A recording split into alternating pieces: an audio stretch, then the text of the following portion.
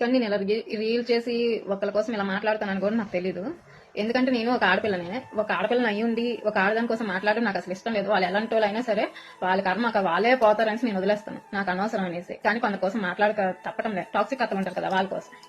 వాళ్ళకి వచ్చిన అమ్మాయిని ఎలా చూసుకోవాలో తెలియదు, ఇంటి పద్ధతులు ఏంటని నేర్పించడం తెలియదు, ఒక మంచి చెడు చెప్పడం తెలియదు, ఏమీ తెలియదు. కనీసం నెల రోజులు కూడా ఇంట్లో ఉంచుకొని తిప్పుకునే అంత యోగ్యత కూడా వాళ్ళకి లేదు. పెళ్లి చేస్తామా, ఇద్దరు మగపిల్లలు కనీసం వాళ్ళ జీవితం సంకనాకించాం, ఏదో పెళ్లి చేస్తాం రోడ్డు మీద వదిలిస్తాం అనే టైప్ లో ఆలోచించి అత్తలుంటారు కొందరు. వాళ్ళకి ఏ బాధ్యతలు ఉండవు, ఉన్నట్టు ఫీల్ అయిపోతారు. ఏదో ప్రపంచం మొత్తంలోని వాళ్ళే కష్టపడి పిల్లలు కన్నారు.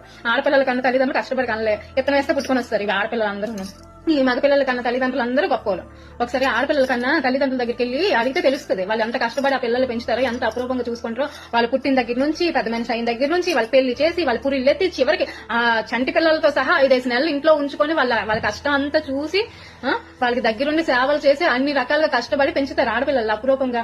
కానీ అత్త ఫీలింగ్ ఏంటంటే మేము మగపిల్లలు కన్నాం కదా, మేమే గొప్పలం, మేమే కష్టపడి కన్నాం పిల్లల్ని, భూప్రపంచం మీద ఎవ్వరూ కనలేదు. ఈ ఆడదైనా ఒకేలా నొప్పులు పడుతుంది, ఒకేలా కంటది. కాకపోతే కొందరు సెజరీన్ అవుతుంది, కొందరు నార్మల్ అవుతుంది, అంతకుమించి ఇంకేం లేదు. పెళ్లి చేసి సరే వాళ్ళకి నచ్చలేదో నచ్చో ఏదో చేసి రోడ్డు మీద వదిలేస్తారు. నెల రోజులు కూడా ఇంట్లో తిప్పుకోలేని అత్త మాట్లాడిన మాటలు ఎలా అంటే ఉంటాయి, కోటలు దాటిపోతాయి మాట.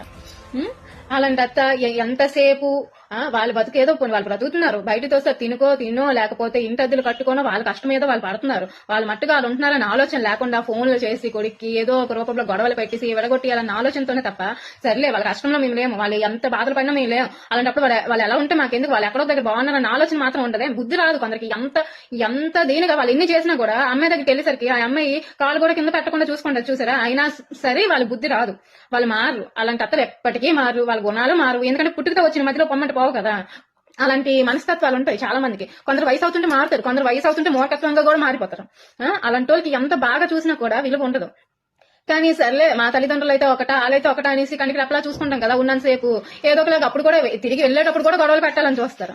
అలాంటి అత్తలందరికీ ఒకటే చెప్తున్నాను, మా కష్టాల్లోని మా మంచి చెడ్డల్లోని మీరు లేనప్పుడు మీరు ఎలా ఉన్నా అడిగే రైట్స్ మీకు లేవు. మెయిన్ ఇంటికి వచ్చిన కోడలు అడిగే రైట్స్ మీకు లేవు. ఎందుకంటే కనీసం నాడిమైన చీర కొనేసి ఇవ్వలేని అత్త తిరిగి ఆ పిల్ల మీద రూమర్స్ చెప్పే అంత గొప్పదైతే కాదు. ఒక కొడుక్కి నుంచి ఫోన్ చేసి మీ ఆవిడ ఇలా చేస్తుంది, మీ ఆవిడ అలా చేస్తుంది చెప్పాల్సిన అవసరం కూడా లేదు. నా బతికేది నేను పడుతున్నాను, కష్టమైన సుఖమైన మంచి చెడ్డ ఏదైనా ఆ భర్తతోటి ఆ పిల్లలు ఉండేటప్పుడు ఆ అమ్మాయి లైఫ్ లో ఇన్వాల్వ్ అవ్వాల్సిన అవసరం ఎవరికి కూడా లేదు అనే రైట్ అంతకన్నా లేదు. ఎందుకంటే కనీసం ఒక నెల రోజులు ఇంట్లో ఉంచుకొని ఆ అమ్మాయికి మంచి చెడు చెప్పలేని అత్త ఉన్నా ఒకటే, అమ్మాయి దృష్టిలో లేకపోయినా ఒకటే. కానీ వాల్యూ ఇచ్చి ఒక విలువ ఇచ్చి మీరు సర్లే ఏదో పెద్దవాళ్ళు ఒక మాట అన్నారులే అనే ఆలోచనతోటి అన్ని మర్చిపోయి తన దగ్గరికి వెళ్ళినప్పుడు బాగా చూసుకున్న మీ బుద్ధి వంకర బుద్ధి అయితే ఇంకా ఉన్న వాల్యూ కూడా పోగొట్టుకోవడం తప్ప ఇంకేం లేదు.